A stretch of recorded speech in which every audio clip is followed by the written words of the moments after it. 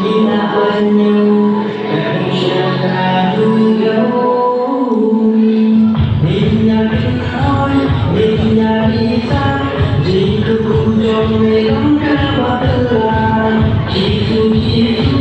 kujong ulay Yang senyum ni ulang tinay Ale, ale, niway Hau pada kasih sembuh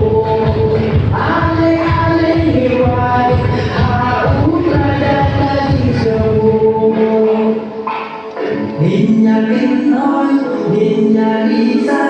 Di kujong merong kabatalan Ale, ale, niway Hau pada kasih sembuh Ale, ale, niway Hau pada kasih sembuh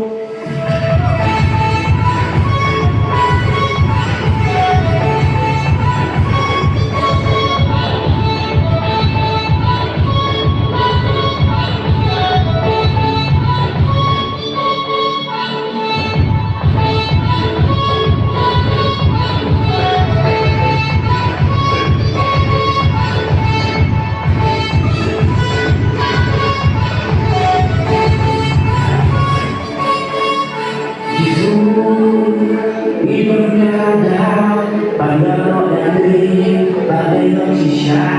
bedong ganti kaji Indonesia pasti gede dah kami sing dah kajikan kami hari bila acem berpelakan ibu baru dan dari bila nyok ale ale niway hau pada kasih sembuh ale ale niway hau pada kasih sembuh Tuwing nangyari jauh dari